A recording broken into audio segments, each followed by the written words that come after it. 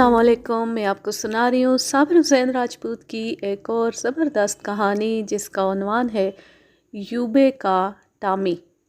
देहात में वो बात नहीं रही। मैं तो कहूँगा कि देहात में अब कहानी भी कोई नहीं रही।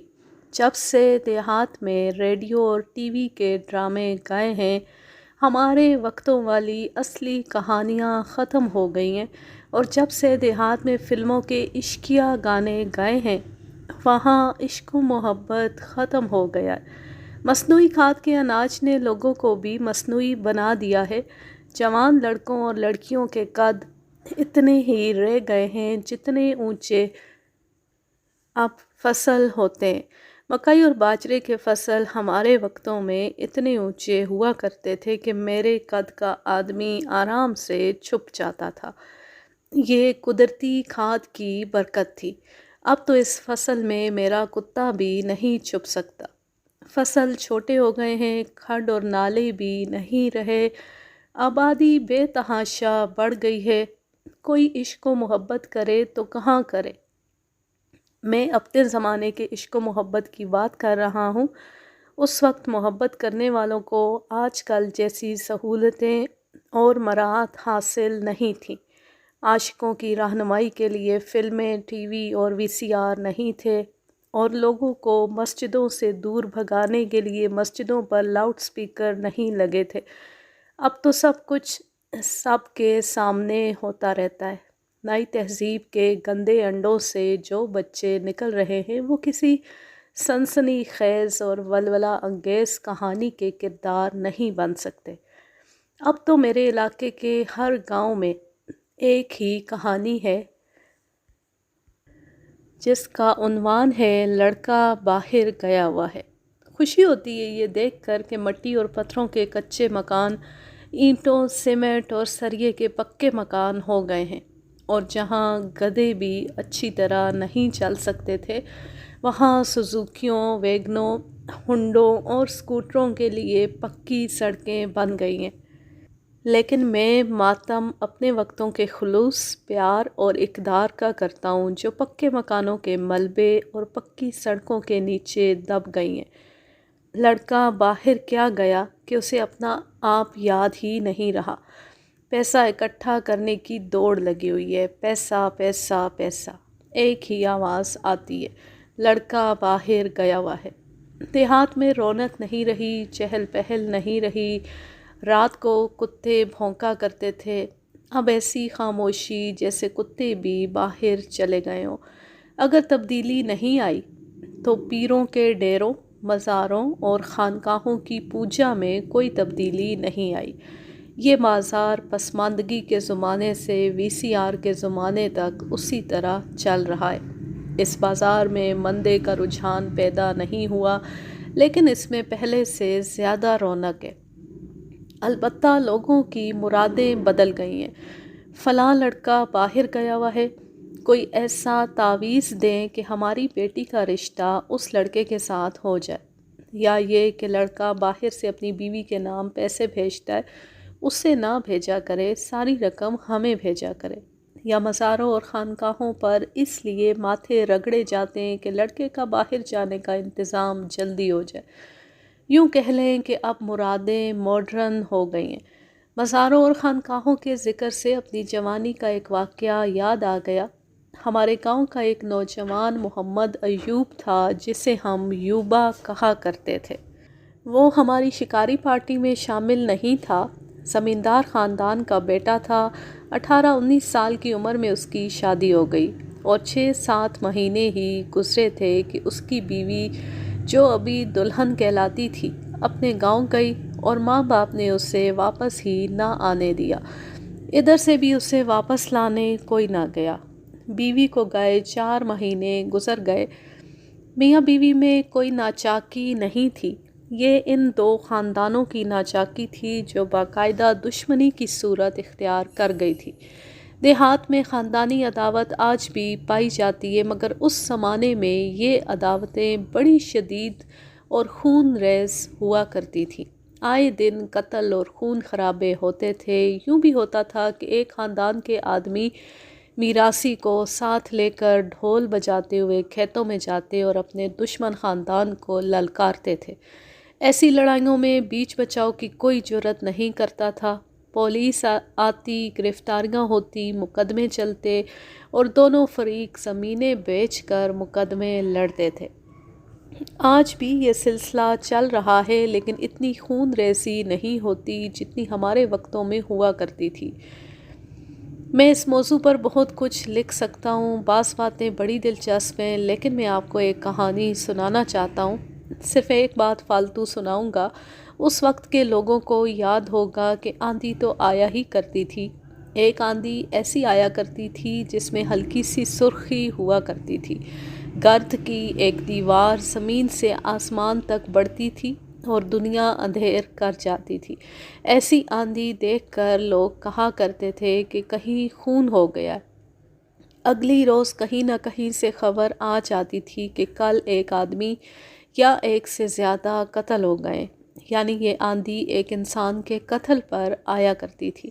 اب ہر روز انسان قتل ہوتے ہیں اور ہوا کی رفتار میں ذرا سی بھی تیزی نہیں آتی۔ محمد ایوب کے خاندان کی دشمنی اسی ذات کے ایک خاندان کے ساتھ تھی جو 3.5 میل دور کے گاؤں میں رہتا تھا۔ اس کی شادی اسی خاندان کے قریبی رشتہ داروں میں ہوئی تھی۔ ایوبے کے خاندان اور اس کے دشمن خاندان میں 2 بار لڑائی ہو چکی تھی، کچھ آدمی زخمی ہوئے تھے، مرا کوئی نہیں تھا۔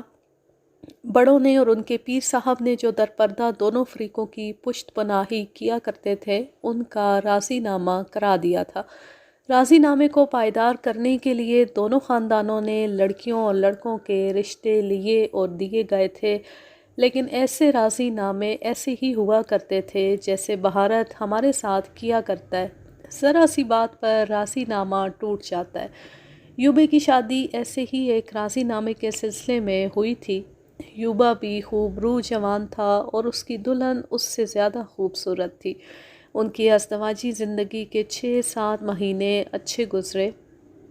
اس کی بیوی، جس کا نام گل بی بی تھا اور گلو کہلاتی تھی، اپنے گاؤں جاتی اور کچھ دن رہ کر آ جاتی تھی، پھر ایسی گئی کہ آئی ہی نہیں۔ ایسی دشمنیوں میں یہ نہیں بتایا جاتا کہ لڑکی کو کیوں روک لیا گیا ہے۔ دونوں فریق لوگوں کے ساتھ ایک دوسرے کے خلاف باتیں کرتے ہیں اور لوگ یہ باتیں دونوں فریقوں تک پہنچاتے ہیں۔ لڑکی کے والدین لڑکی کو بھیجنے میں اپنی توہین سمجھتے تھے اور لڑکے والے لڑکی کو لانے میں اپنی بے عزتی سمجھتے تھے۔ دراصل یہ معاملہ پرانی عداوت کا تھا۔ ایوبے کے خاندان کے بزرگ کہتے تھے کہ لڑکی کو لائیں گے بھی نہیں اور طلاق بھی نہیں دیں گے۔ لڑکی والے کہتے تھے کہ انہوں نے طلاق نہ دی تو وہ لڑکے کے خاندان کی 2 جوان لڑکیاں اغوا کر لیں گے اور اپنی لڑکی کی طلاق لے کر ان کی لڑکیوں کو چھوڑیں گے۔ آج کل امریکہ اور روس میں جو سرد جنگ چل رہی ہے، وہ یوبے اور گلو کے معاملے میں دونوں کے خاندانوں میں چل رہی تھی۔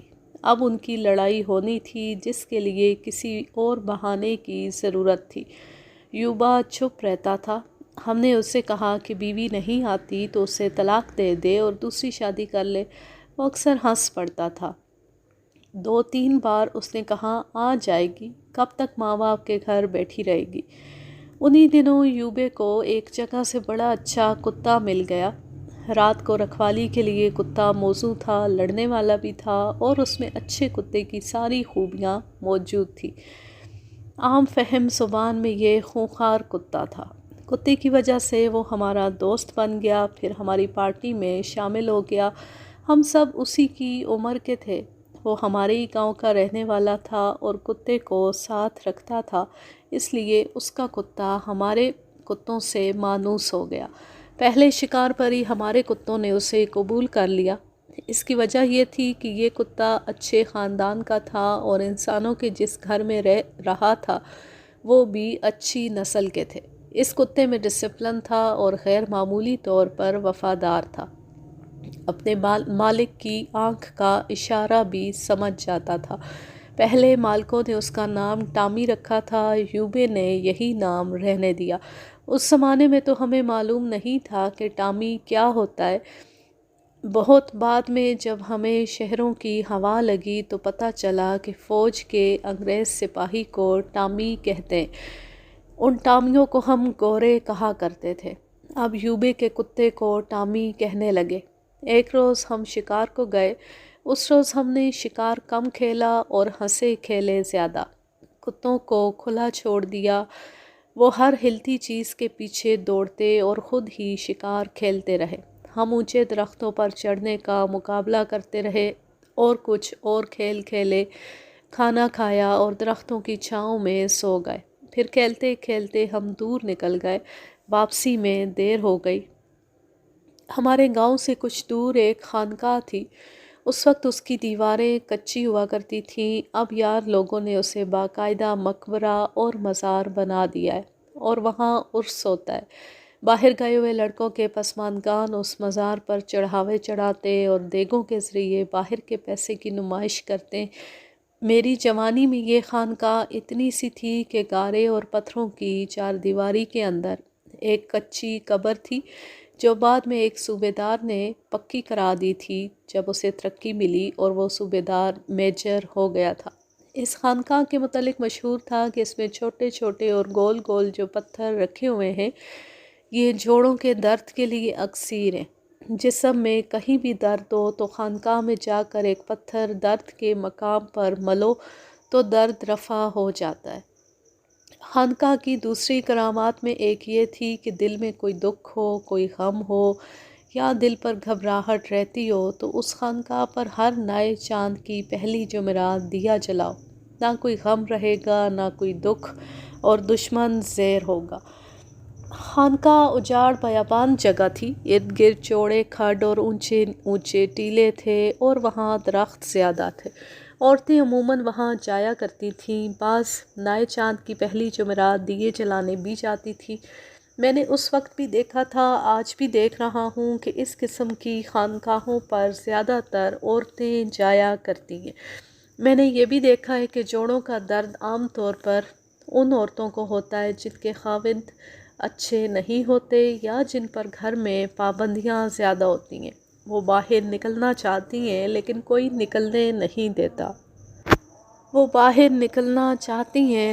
نکلنے نہیں دیتا۔ خانقاہوں اور مزاروں پر جانے سے کوئی نہیں روکتا، اس لیے وہ ادھر نکل جاتی ہیں اور دوسری عورتوں کے ساتھ باتیں کر کے دل کا غبار نکال آتی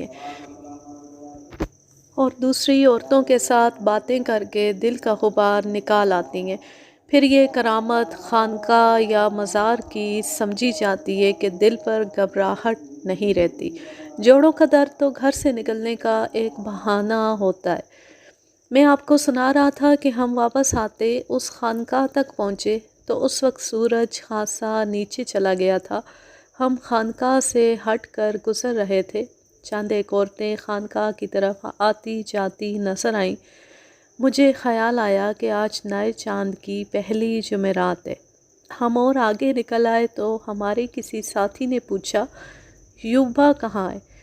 کسی کو بھی معلوم نہیں تھا، وہ ہمارے ساتھ تھا۔ خانقاہ کے ارد گرد کھڈ اور ٹیلے تھے، ان میں کہیں رک گیا ہوگا۔ فکر والی کوئی بات نہیں تھی، لیکن ایک دوست کا پیچھے رہ جانا ہمیں اچھا نہیں لگتا تھا۔ ہم رک گئے کہ وہ آ جائے۔ سابو، آؤ اسے دیکھیں، وہ کہاں رہ گیا ہے؟ میرے دوست راجہ شہباز خان نے مجھے کہا۔ ہم دونوں پیچھے چلے گئے۔ آگے ایک چوڑا اور خاصا بڑا کھڈ تھا جس میں درخت تھے اور گھاس اونچی تھی۔ ہم اس کھڈ کے کنارے پہنچے تو شہباز خان نے میرا بازو پکڑ کر روک لیا اور بولا، وہ ہے۔ اس کے ساتھ ہی اس نے مجھے اپنی طرف کھینچ کر ایک درخت کی اوٹ میں کر لیا۔ میں نے جو منظر دیکھا وہ آج بھی میری آنکھوں کے سامنے ہے۔ کوئی 40 گز دور یوبا اس طرح کھڑا تھا کہ اس کا ایک پہلو ہماری طرف تھا۔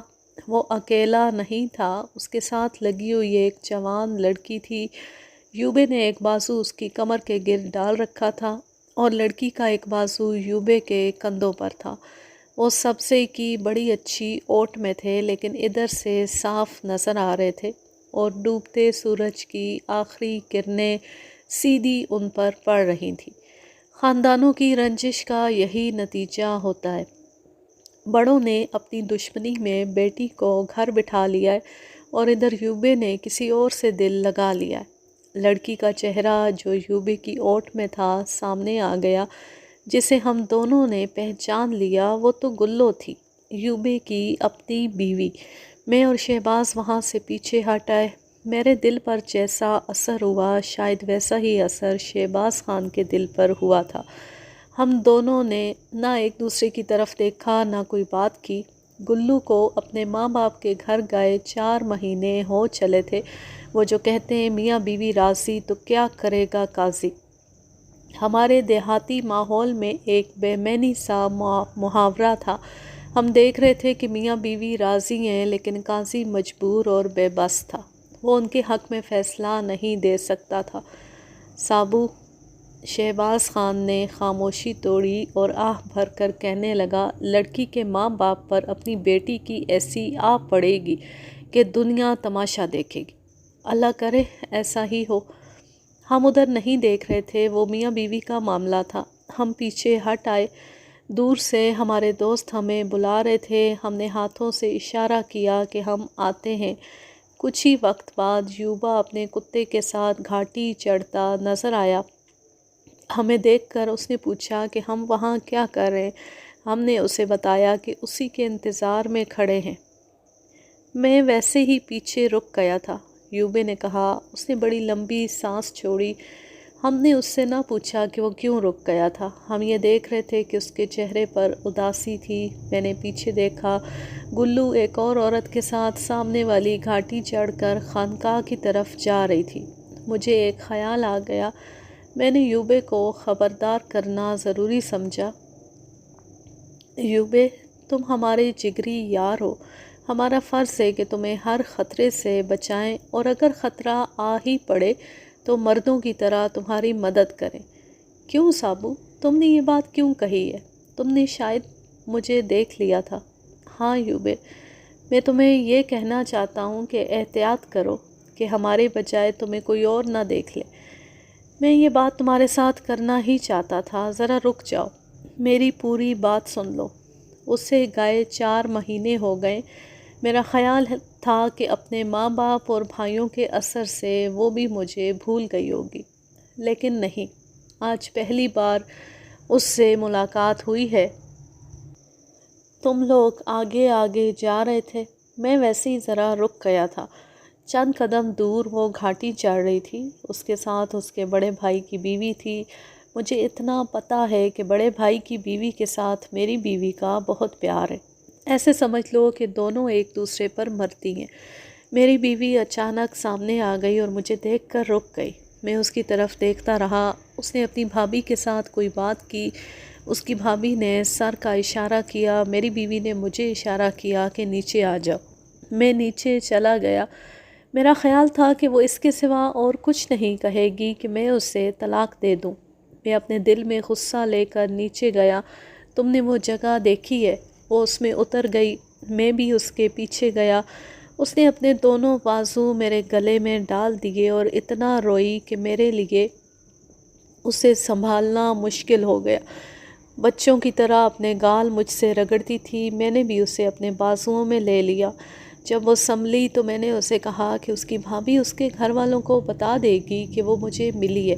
اس نے کہا کہ بھابھی اپنی جان دے دے گی، میرا بھید نہیں کھولے گی۔ تمہیں اور کیا بتاؤں یار، وہ تو مجھ سے الگ ہو ہی نہیں رہی تھی۔ بار بار کہتی تھی کہ مجھے اپنے ساتھ لے چلو یا میں کسی بھی دن گھر سے بھاگ کر تمہارے پاس آ جاؤں گی۔ میں نے اسے کہا کہ مجھے ذرا سوچنے دو، جلد بازی سے کام نہیں لینا چاہتا، کہیں ایسا نہ ہو کہ تمہارے ماں باپ تمہیں الٹا لٹکا دیں۔ اس نے مجھے یہ بھی بتایا کہ میں نئے چاند کی پہلی جمعرات خانقاہ پر دیا جلانے آیا کرتی ہوں اور میرے آنے کا یہی وقت ہوتا ہے، اور میرے ساتھ ریشمہ ہوتی ہے، یعنی میری بھابھی۔ اگلی پہلی جمعرات تم آ جانا۔ آؤں گے؟ شہناز نے یوبے سے پوچھا۔ کیوں نہیں آؤں گا؟ ایک عورت میرے لیے خطرے میں کود سکتی ہے تو میں کیوں بھاگ جاؤں گا؟ اس لڑکی نے آج میرا دل شیر جیسا کر دیا ہے۔ میں تو اب ساری برادری سے ٹکر لے سکتا ہوں۔ ذرا سنبھل کر یوبے، عقل سے کام لینا، جوانی کے جوش میں نہ آ جانا، جو اللہ کرے گا۔ تم ہماری اس ملاقات کو راز میں رہنے دینا۔ ہم نے اس کا یہ راز کسی کو بھی نہ بتایا، اپنے باقی دوستوں سے بھی چھپا کر رکھا۔ 1 مہینہ اور گزر گیا اور نئے چاند کی پہلی جمعرات آ گئی۔ یوپا میرے پاس آیا اور کہنے لگا کہ وہ آج شام اسی جگہ جا رہا ہے جہاں اسے گلو ملی تھی۔ وہ چاہتا تھا کہ میں اور شہباز اس کے ساتھ چلیں اور ذرا دور کھڑے رہیں تاکہ اسے کوئی خطرہ ہو تو ہم اس کی مدد کو پہنچ جائیں۔ ہم دونوں اس کے ساتھ گئے۔ وہاں پہنچ کر وہ نیچے چلا گیا اور ہم دونوں ذرا دور اوپر کھڑے رہے۔ گلو اپنی بھابھی کے ساتھ آ گئی۔ ہم نے دور سے اسے نیچے جاتے دیکھا۔ پھر کچھ وقت بعد یوبا ہمارے پاس آ گیا اور گلو خانقاہ پر دیا جلانے چلی گئی۔ ان کی یہ ملاقات بھی پہلی ملاقات جیسی ہی تھی۔ یوبے کے کہنے کے مطابق گلو گھر سے بھاگ آنے کے لیے تیار تھی۔ یوبے نے اسے سمجھایا کہ وہ کچھ دن اور صبر کرے۔ اب یوبا بھی سوچنے لگا تھا اور ہم سے مشورہ لے رہا تھا کہ وہ گلو کو اپنے ساتھ لے ہی آئے گا۔ ہم اس وقت نوجوان تھے، دماغ اتنے پختہ نہیں تھے۔ ہم یہی سوچ سکتے تھے کہ ہمارے دوست کو جس قسم کی مدد کی ضرورت ہوگی ہم اس کی مدد کریں گے۔ اس سے آگے ہمیں کچھ سمجھ نہیں آتی تھی کہ کیا کرنا چاہیے۔ ہم اتنا جانتے تھے کہ لڑکی اگر یوبے کے ساتھ آ گئی تو دونوں خاندانوں میں ڈانگ سوٹا چلے گا۔ یوبے کو ہم ٹھنڈا کرنے کی کوشش کر رہے تھے۔ 20-22 دن اور گزرے ہوں گے کہ دوستوں نے شکار کا پروگرام بنا لیا۔ اگلے روز ہم حسب معمول کتے لے کر نکلے۔ ہماری ماؤں نے رات کو ہی ماشاء اللہ لگا دیا تھا جسے ہم نے تسلیم نہ کیا۔ صبح ماؤں نے پراٹھے، انڈے اور گالیاں دے کر ہمیں رخصت کیا۔ ہم سب کان لپیٹ کر گاؤں سے نکل آئے۔ ہمارے کتوں نے باری باری پیچھے دیکھا اور وہ بھی ہماری طرح خاموشی سے ہمارے ساتھ ساتھ چلتے گئے۔ ہم اسی خانقاہ کے قریب سے گزرے جو ہمارے گاؤں سے اتنی ہی دور تھی جتنی گلو کے گاؤں سے۔ ہمارا اور کتوں کے جانے کا انداز وہی تھا جو ہر بار ہوا کرتا تھا۔ 1 آدھ میل اور آگے گئے تو ایک ریٹائرڈ صوبے دار کے ساتھ ٹکر ہو گئی۔ اس زمانے میں فوجی ان پڑھ ہوا کرتے تھے۔ ایسے لگتا تھا جیسے فوج میں بھرتی ہونے کے لیے ان پڑھ ہونا لازمی تھا۔ ویسے بھی تعلیم کا زیادہ رواج نہیں تھا۔ یہ عیاشی شہروں اور قصبوں میں ہی نظر آتی تھی۔ آج کل کی نسل کو شاید یقین نہ آئے، اس زمانے میں دیہات میں کہا جاتا تھا کہ تعلیم حاصل کر کے انسان بے غیرت ہو جاتا ہے۔ فوجی بے وقوف ایک اصطلاح تھی جو اس وقت کے فوجیوں کے لیے بجا طور پر استعمال ہوتی تھی۔ جمعدار صوبے دار اور صوبے دار میجر جب ریٹائر ہو کر گاؤں میں آتے تھے تو گاؤں کو چھاؤنی سمجھ لیتے اور توقع رکھتے تھے کہ گاؤں کے لوگ انہیں سیلوٹ کریں۔ وہ ہر بات حکم کے لہجے میں کرتے اور ان کی حرکتیں مضحکہ خیز ہوتی تھیں۔ 25-30 سال انگریز افسروں کی خوشامد کر کر کے وہ خوشامد پسند ہو جاتے تھے۔ ایسا ہی ایک ریٹائرڈ صوبے دار ہمیں ایک پگڈنڈی پر مل گیا۔ ہمیں اس پگڈنڈی پر نہیں چلنا تھا بلکہ اسے کاٹ کر آگے نکل جانا تھا۔ صوبے دار گھوڑے پر سوار تھا اور گھوڑے کے ساتھ ساتھ ایک خوبصورت کتیا جا رہی تھی۔ ہمارے ایک ساتھی نے ہمیں بتایا کہ یہ فلاں گاؤں کا صوبے دار ہے اور 3-4 مہینے گزرے پینشن پر آیا ہے۔ اس نے ہماری طرف دیکھا تو گھوڑے پر اور زیادہ اکڑ گیا۔ ہم نے اس کی طرف دھیان نہ دیا لیکن ہمارے کتوں کا دھیان اس کی کتیا کی طرف چلا گیا جو اس کے گھوڑے کے ساتھ ساتھ چلی جا رہی تھی۔ ہم نے کتوں کی زنجیریں اتار رکھی تھیں اور کتے کھلے پھر رہے تھے۔ وہ سب کتیا کی طرف چل پڑے۔ ہمارے کتوں میں ڈسپلن تو تھا لیکن ڈسپلن کا چال چلن پر کم ہی اثر پڑا کرتا تھا۔ پریڈ گراؤنڈ اور بارکوں میں اور محاذ پر ڈسپلن قائم رکھنے والے فوجی کے متعلق کوئی بھی یقین سے نہیں کہہ سکتا کہ وہ دیہاتی کپڑے پہن کر ریڈ لائٹ ایریا میں نہیں جاتا ہوگا، وہ شہر میں جا کر تاک جھانک نہیں کرتا ہوگا۔ ہم اپنے کتوں کے چال چلن کا خاطر خواہ اور تسلی بخش سرٹیفکیٹ نہیں دے سکتے تھے۔ سب سے پہلے تو ہماری ٹیم کے لیڈر بلکہ ڈکٹیٹر بولی نے کتیا کو سونگھا، پھر یوبے کا ٹامی کتیا کے قریب گیا۔ ٹامی میں بولی کو چیلنج کرنے کی ہمت اور جرأت تھی۔ ٹامی لڑاکا اور طاقتور کتا تھا۔ دوسرے کتے بھی قریب ہوئے۔ کتیا گھبرائی بھی اور شرمائی بھی۔ اس نے منہ اٹھا کر صوبے دار کو دیکھا جو گھوڑے پر سوار تھا۔ صوبے دار کی غیرت نے جوش مارا اور اس نے گھوڑا روک لیا۔ اس کے ہاتھ میں چمڑے کا خاص قسم کا ہنٹر تھا جو اس زمانے میں سوار اپنے ساتھ رکھا کرتے تھے۔ اس نے ہنٹر گھما کر ہمارے کتوں کو مارا۔ ذرا سا ہمارے ایک کتے کو لگا۔ سب لڑکے دوڑے گئے اور صوبے دار کو گھیر کر اسے کہا کہ اس نے ہمارے کتوں کو مار کر اچھا نہیں کیا۔ ہم لڑائی جھگڑا نہیں کرنا چاہتے تھے، ہم چھیڑ خانی کے موڈ میں آ گئے اور اپنے اوپر جعلی غصہ طاری کر لیا۔ لے جاؤ اپنے کتوں کو یہاں سے۔ آپ اپنی کتیا کو سنبھال کر کیوں نہیں رکھتے؟ ہمارے ایک ساتھی نے کہا، تمہارے کتے اچھی نسل کے نہیں ہیں، میں انہیں اپنی کتیا کے قریب نہیں آنے دوں گا۔ صوبے دار صاحب، آپ اپنی کتیا کو دیکھیں، بے شرم ننگی پھر رہی ہے، اسے کپڑے پہنا کر باہر نکالا کریں۔ سب لڑکے ہنس پڑے۔ صوبے دار کا غصہ تیز ہو گیا۔ اس وقت اس کی کتیا ہمارے دو کتوں کے درمیان کھڑی تھی۔ اپنی کتیا کو لے جائیں صوبے دار جی، وہ دیکھیں ہمارے کتوں کا چال چلن خراب کر رہی ہے۔ صوبے دار نے واہی تباہی بکنی شروع کر دی اور ہم نے ہنسنا شروع کر دیا اور ساتھ ہی ساتھ کتوں کو پکڑ کر پرے لے گئے۔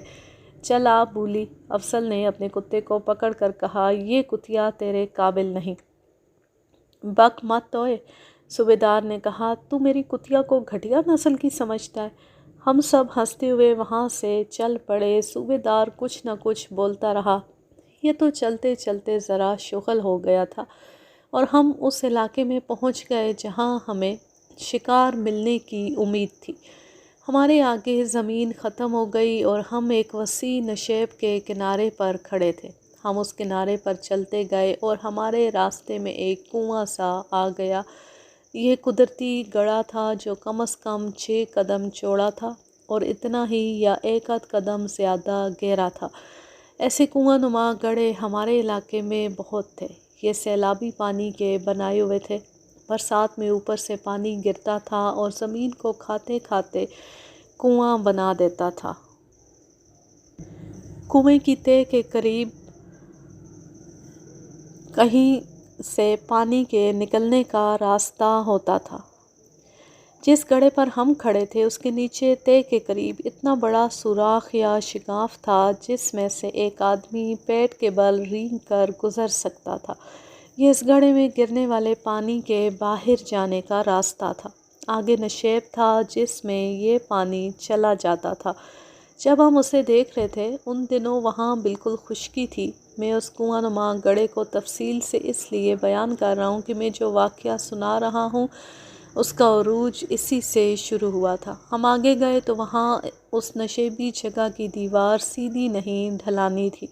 نیچے ہمیں ایک خرگوش نظر آیا جو گھاس اور جھاڑیوں میں اکیلا ہی آہستہ آہستہ جا رہا تھا۔ یہ ہمارا شکار تھا۔ نشیب میں شیشم اور کیکر کے درخت بھی تھے۔ ہم نے اس وقت کتوں کو زنجیریں ڈالی ہوئی تھیں۔ ہم نے فوراً کتوں کو اس امید پر نہ کھولا کہ اس خرگوش کو دیکھ کر 1-2 خرگوش اور آ جائیں گے، لیکن ایک جنگلی بلے نے ہماری امید خاک میں ملا دی۔ میں نے آپ کو پہلے بتایا ہے کہ جنگلی بلّا عام بلی سے دگنا بڑا ہوتا ہے۔ بعض بلے اس سے بھی بڑے ہوتے ہیں۔ شیر چیتے کی طرح خطرناک۔ اسے ہم درندہ کہا کرتے تھے۔ اب تو ہمارے علاقے میں جنگلی بلّا نہیں رہا کیونکہ جنگل بھی نہیں رہا اور کوئی ویرانہ بھی نہیں رہا۔ پہاڑی جنگلوں میں بلّا پایا جاتا ہے۔ ہم خرگوش کو دیکھ رہے تھے کہ شیشم کے درخت سے ایک بلے نے چھلانگ لگائی۔ وہ درخت پر چڑھا ہوا تھا۔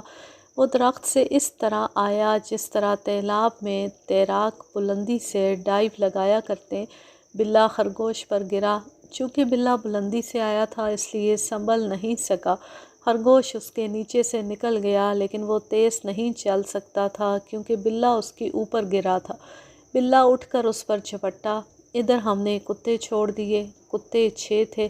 بلّا شکار میں مگن ہونے کی وجہ سے کتوں کو نہ دیکھ سکا۔ وہ ابھی تک خرگوش کو پکڑنے کی کوشش کر رہا تھا۔ وہ خرگوش کو پنجہ مارتا تھا تو خرگوش اس کی گرفت سے نکل جاتا تھا۔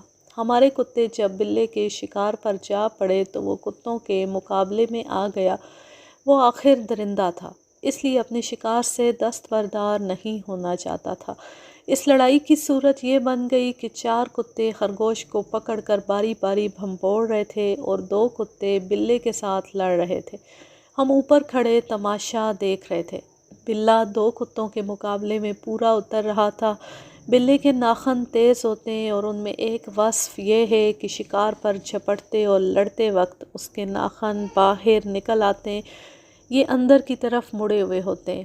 اس پوزیشن میں ناخن شکار کے جسم میں اتر جاتے ہیں۔ کتوں کے ناخن ایسے نہیں ہوتے۔ 2 کتوں کے مقابلے میں بلہ نہیں ٹھہر سکتا تھا۔ ان 2 میں ایک کتا یوبے کا ٹامی تھا۔ بلے نے دوسرے کتے کو زخمی کر دیا تھا۔ آخر بلہ بھاگ اٹھا، دونوں کتے اس کے پیچھے گئے۔ باقی 4 کتے خرگوش کو چیر پھاڑ چکے تھے۔ بلہ اس سوراخ میں گھس گیا جو ہم نے کنواں نما گڑھے میں دیکھا تھا۔ دونوں کتے بھی ایک کے بعد دوسرا سوراخ میں چلے گئے۔ ہم اوپر تھے، دوڑ کر گڑھے کے اوپر جا رکے۔